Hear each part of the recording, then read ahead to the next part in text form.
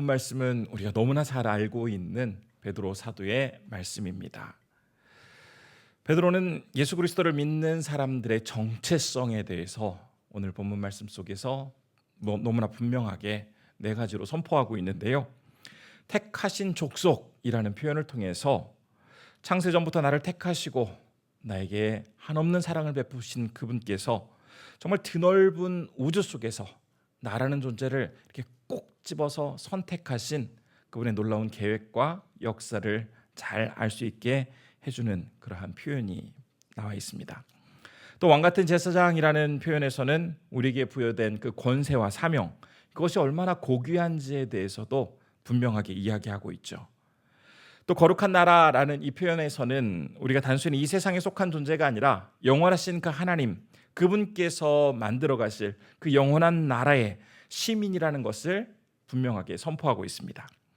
또 그의 소유가 된 백성이라는 고백을 통해서 더 이상 죄와 사망의 노예로 살아가는 것이 아니라 하나님의 사랑을 받는 그분의 자녀로서 특권을 지니고 살아가게 되었다라는 것을 우리에게 분명하게 알려주고 있습니다. 이러한 깊은 의미를 가지고 있는 그리스도인의 정체성에 대해 소개하고 있는 오늘 본문 말씀 속에서 우리는 그 의미를 잘 살펴보다 보면 하나의 공통점을 발견할 수가 있습니다. 바로 족속, 왕, 나라, 백성, 이처럼 국가와 연관된 단어를 사용하고 있다는 것입니다. 이러한 표현을 통해서 우리가 일상생활을 살아감에 있어서 국가와 국민, 이 관계, 누구나도 이해할 수 있는 이 관계를 통해서 하나님 나라의 백성으로서의 우리의 위치와 자세, 또 우리의 사명에 대해서 설명하고 있는 말씀이기도 합니다. 주님을 믿는 사람들, 그들은 결국 한 나라를 이루게 됩니다. 하나님을 왕으로 한 그 나라의 백성으로 살아가게 되는 것이죠. 그렇기 때문에 예수 그리스도를 주로 고백하는 사람들은 반드시 공동체를 이루고 있습니다. 우리가 함께 살아가고 있는 이 교회 역시 예수님을 주님으로 고백하는 그런 믿음의 공동체입니다.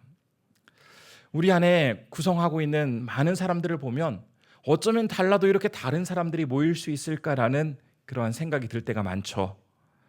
교육받은 정도를 보더라도 정규교육도 채 마치지 못한 분도 계신가 하면 박사 과정을 마치고 이제 박사 후 과정까지도 공부하시는 그런 분들도 있습니다. 또 자라온 배경을 보더라도 굉장히 불우하게 폭력과 여러 가지 시달림 속에서 힘들게 살아온 사람들이 있는 반면에 어떤 사람들은 기도와 말씀과 찬양의 그 믿음의 가정 속에서 정말 사랑을 듬뿍 받으면서 자라온 사람들도 우리 안에 있습니다.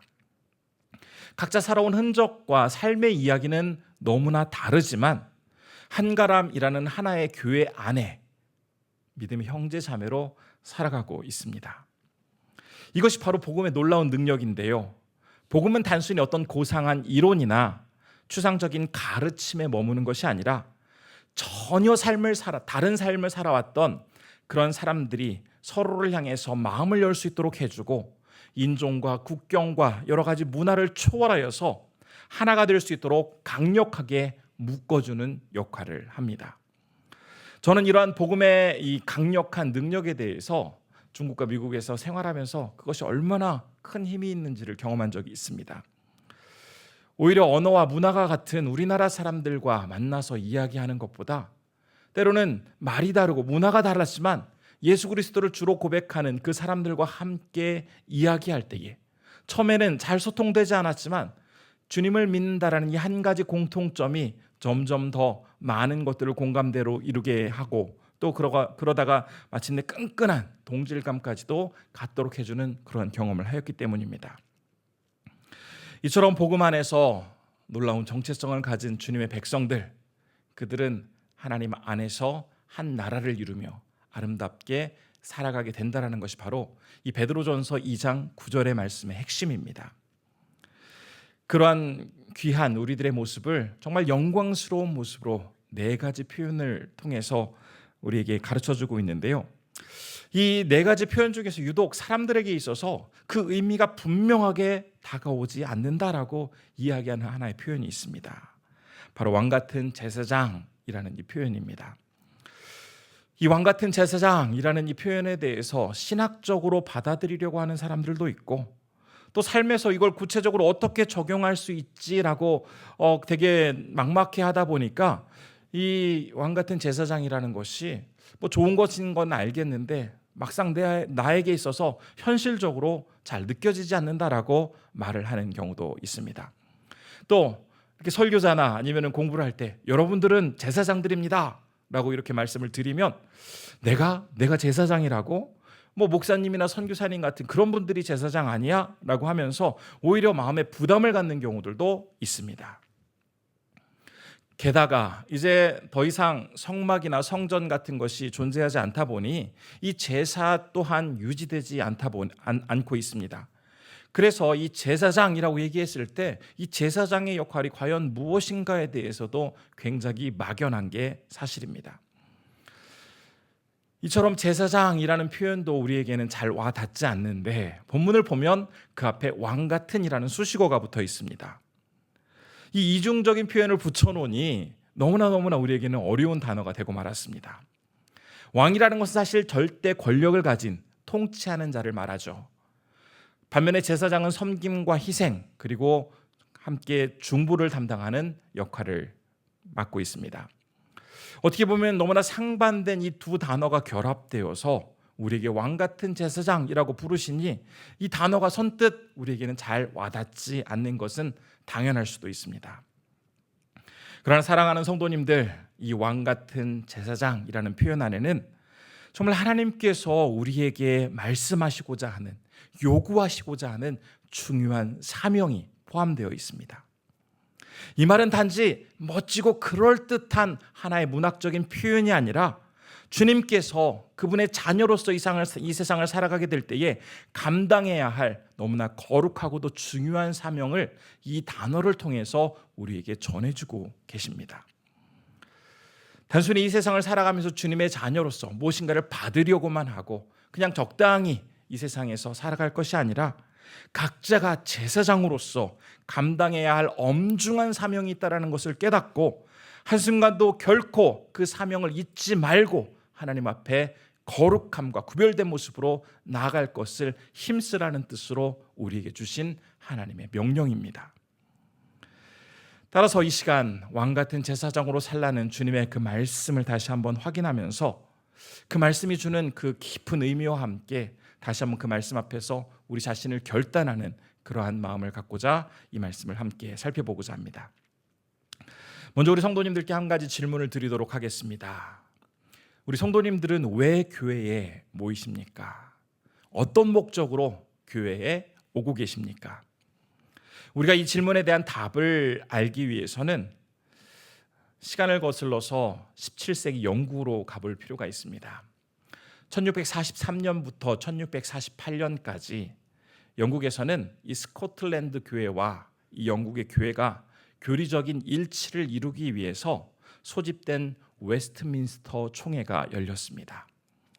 이 총회에서는 오늘날의 개혁신앙의 뿌리가 되는 두 개의 기둥과 같은 아주 중요한 문서가 채택되는데요. 바로 우리가 알고 있는 웨스트민스터 소요리 문답과 대요리 문답입니다. 아이들과 가정 그리고 모든 성도들에게 기독교 신앙을 온전히 명확하게 가르치기 위해서 정말 심혈을 기울여서 만든 문서였습니다.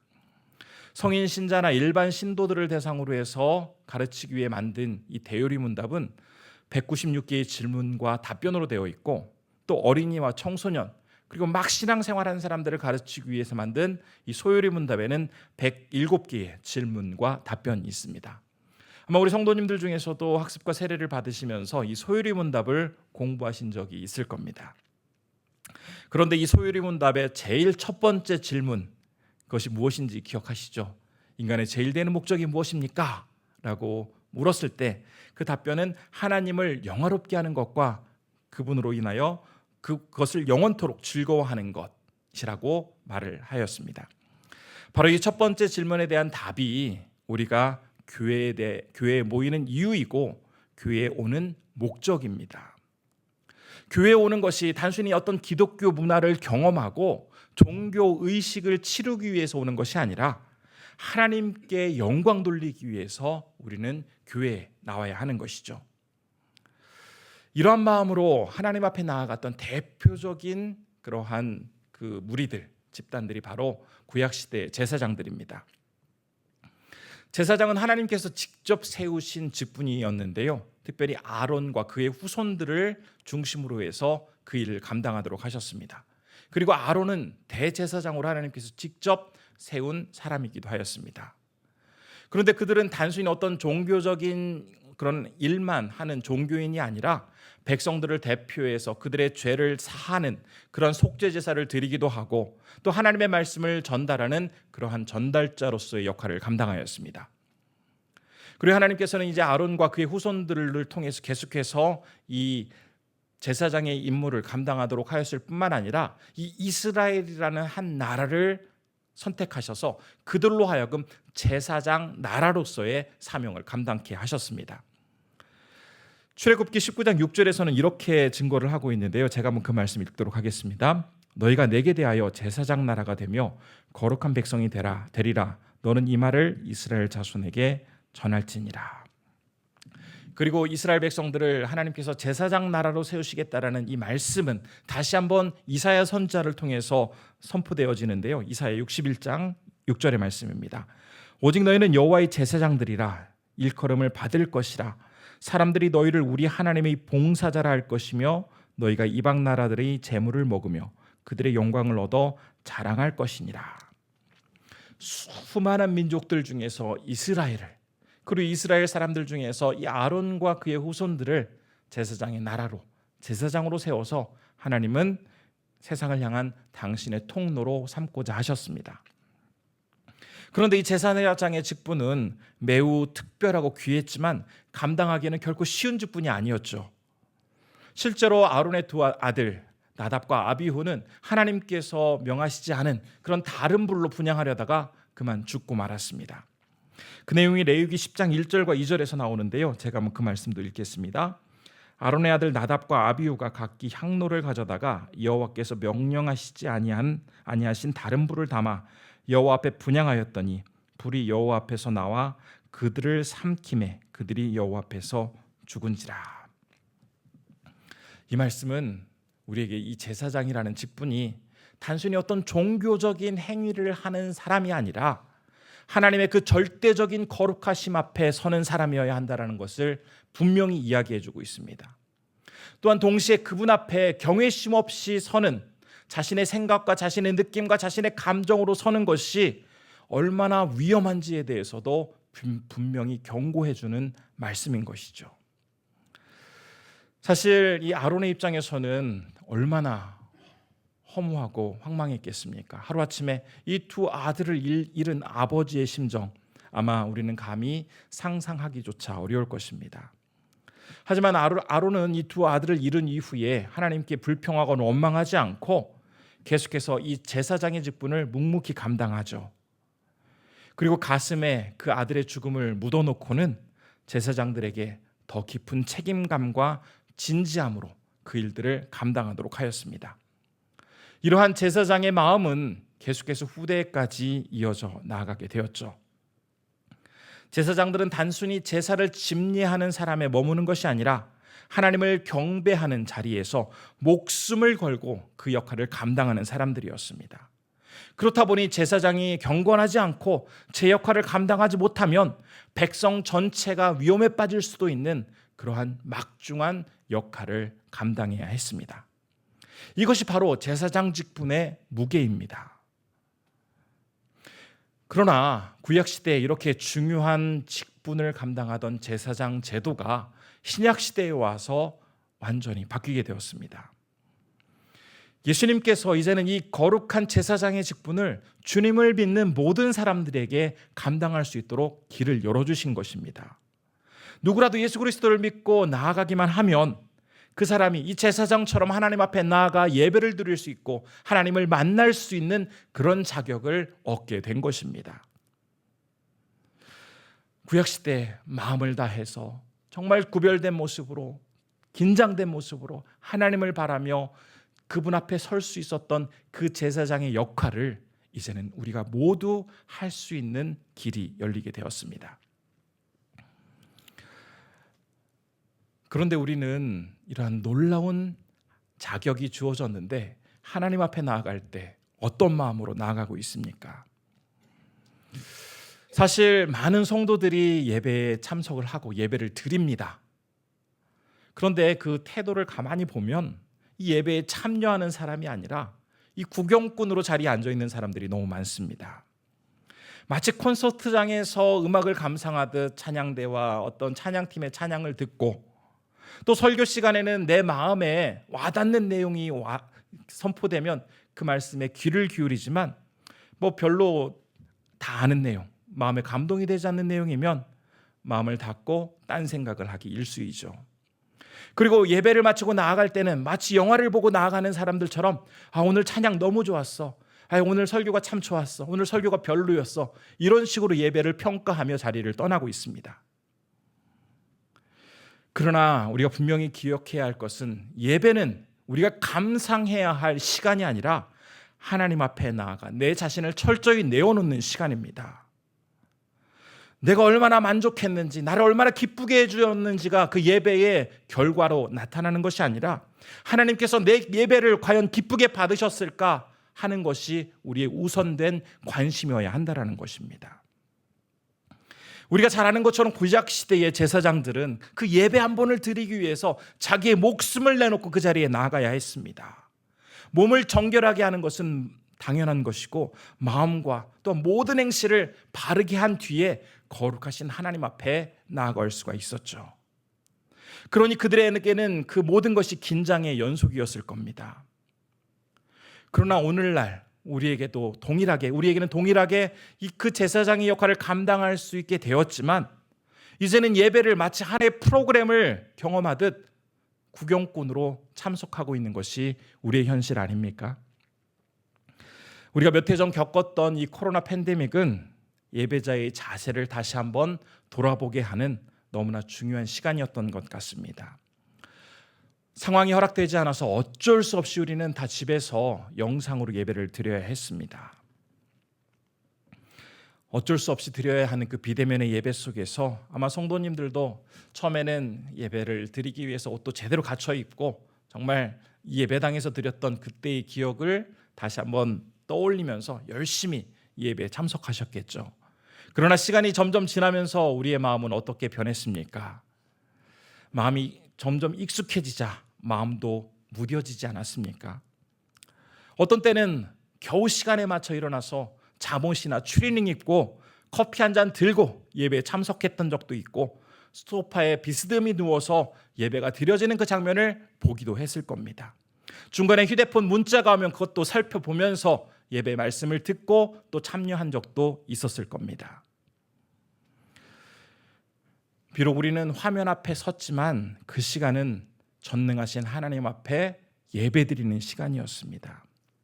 그 시간은 비록 공간적으로 우리가 함께할 수 없었지만 거룩하신 주님께서 임재하는 시간이었고 제사장 된 우리는 구별된 모습으로 주님 앞에 두렵고 떨리는 마음으로 나가야 했던 그 시간이었는데 과연 우리는 어떻게 그 시간들을 맞이했었는지 다시 한번 되돌아봐야 할 것입니다.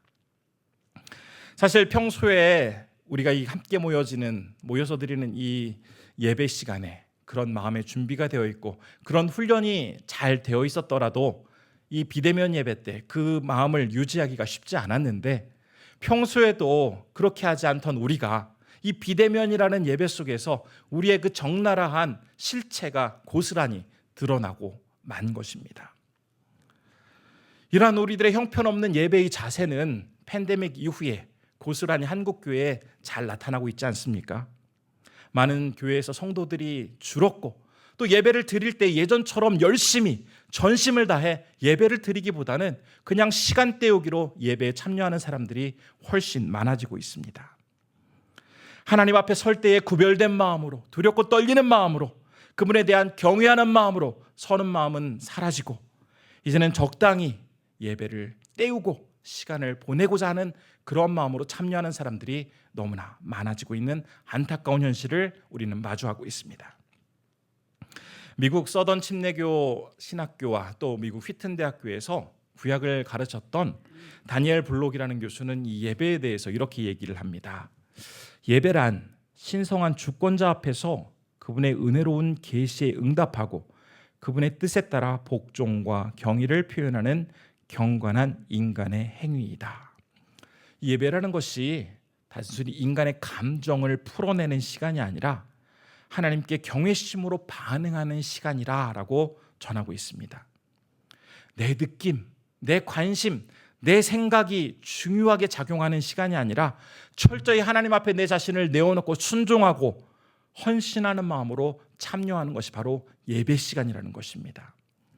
그렇기 때문에 로마서 12장 1절에서도 예배를 드릴 때 이렇게 하라고 전하고 있습니다. 제가 로마서 12장 1절 말씀을 읽겠습니다.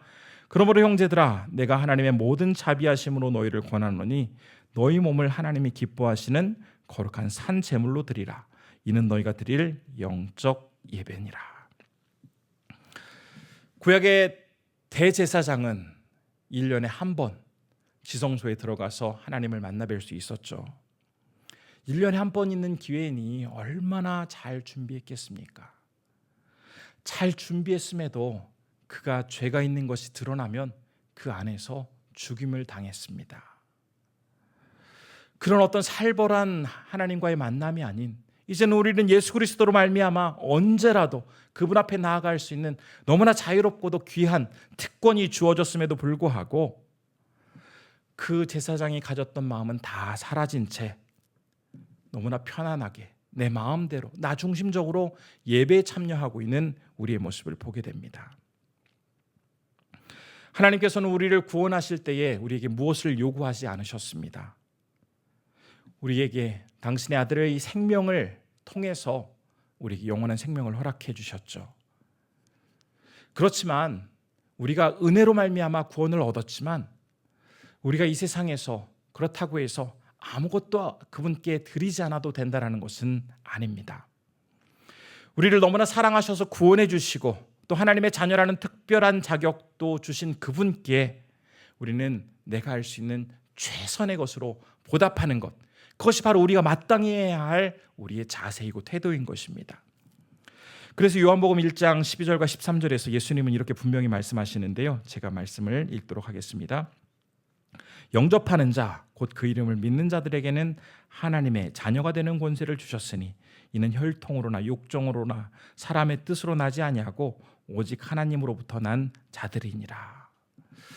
단지 믿음으로 그분을 영접했는데 당신의 자녀로 삼아주신 그분께 우리는 내가 할 수 있는 최선의 것으로 응답하는 것, 그것은 그 자녀된 자들이 드려야 할 마땅한 자세인 것입니다.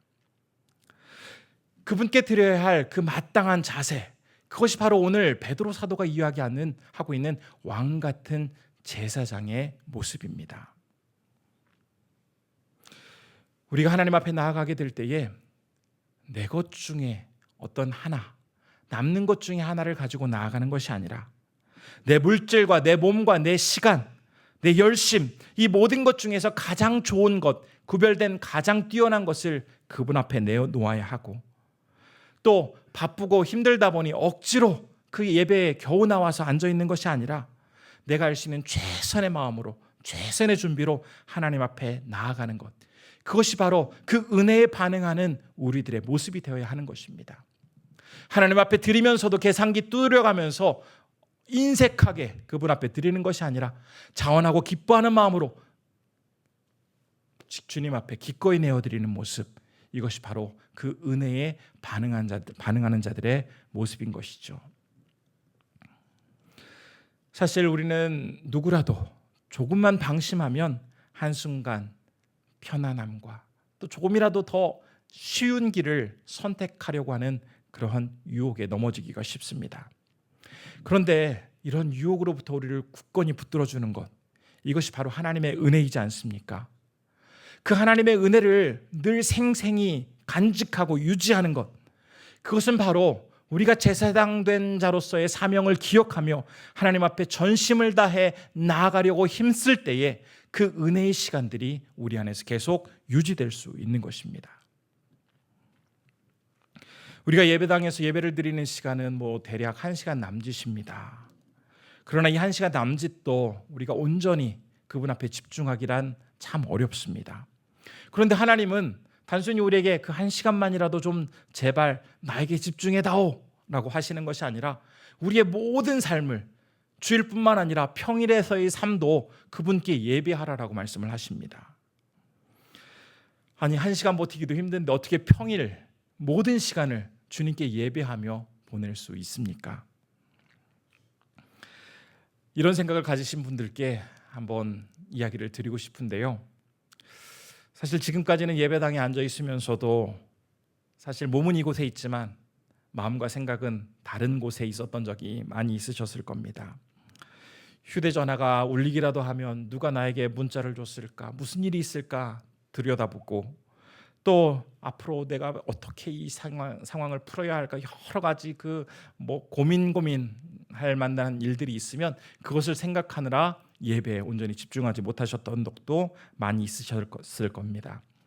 하지만 우리가 먼저 이 안에 들어온 이상 외부의 여러 가지 생각과 또 감정, 또 그리고 여러 가지 상황들을 철저히 차단한 채 한번 주님께만 온전히 집중하도록 노력해 보시면 어떨까 싶습니다. 찬양을 부를 때에 아무런 의미 없이 입만 그 가사를 웅얼웅얼 하는 것이 아니라 그 가사에 마음을 담아 주님께 찬양을 드리고, 또 기도할 때도 주님께서 이 기도를 온전히 들어주실 것을 믿으며 간절히 주님 앞에 기도하고, 또 설교 시간에도 참 많은 이야기가 선포되겠지만 그 중에서 하나님께서 나에게 꼭 듣도록 하시는 그 한 가지만이라도 내가 제대로 기억하고 가자, 꼭 듣자라는 마음으로 그 말씀에 집중하는 겁니다. 그래서 예배당을 나갈 때에 오늘 예배는 찬양대의 찬양이 어땠어? 설교가 어땠어? 분위기가 어땠어? 이렇게 이야기하는 것이 아니라 내가 오늘은 정말 주님만을 바라볼 수 있었어, 주님께 온전히 집중하며 하나님께 참으로 예배를 드릴 수 있었어 라는 것이 예배에 대한 우리의 태도이고 자세이면 어떨까 싶습니다. 그리고 나서 이제 예배당을 떠난 후에는 예배를 통해서 깨닫게 된 그 한 가지를 삶을 통해서 실천해 보는 겁니다. 만일 하나님께서 그날 말씀을 통해서 겸손하라는 그런 메시지를 주셨으면 직장이나 가정이나 내가 있는 곳에서 누군가와 갈등이 생겼을 때 먼저 사과하기도 하고, 또 내 고집을 내려놓고 양보하는 그런 행동을 해보는 것입니다. 또 주님께서 주실 것을 기대하라 라는 그런 메시지를 받았으면 막 속안에 여러 가지 갈등이 있고 의심이 생기고 힘들지만 하나님 앞에 먼저 나아가서 기도해 보는 겁니다.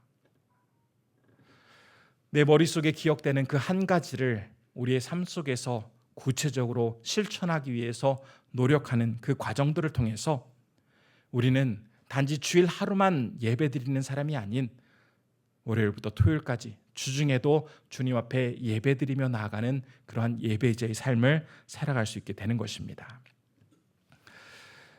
우리 귀한 성도님들, 주님을 너무나 사랑하기에 여러 가지 여건과 참 힘든 상황 속에서도 그 예배의 자리를 꿋꿋이 지켜가시는 귀한 성도님이시라 저는 믿습니다.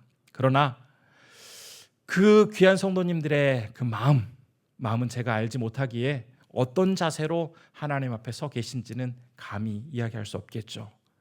그러나 하나님께서는 이 자리에 참여하는 그러한 순종과 열심도 중요하지만 단지 몸만 이 자리에 와 있는 것이 아니라 그 마음까지 하나님 앞에 온전히 향하기를 간절히 원하십니다. 구약시대 제사장들이 가졌던 그 두렵고 떨리는 마음, 하나님을 향한 간절한 열심, 구별된 모습으로 그분을 경외하며 나아갔던 그 마음, 비록 우리가 쉽게 그분 앞에 나아갈 수 있고 누구라도 나아갈 수 있지만 이 마음만큼은 결코 잊어서는 안 됩니다. 놓아서도 안 됩니다. 우리는 다시 한번 왕같은 제사장으로 우리를 부르신 그 하나님의 그 깊은 뜻 가운데 우리에게 구별된 모습으로 그분 앞에 경외하며 나와 그분과 깊은 사귐과 아름다운 교제의 시간을 기대하고 계시는 그 하나님 앞에 믿음으로 순종하며 나아감으로써 하나님께 온전히 영광 돌리시는 모든 성도님들 되시기를 진심으로 소원합니다.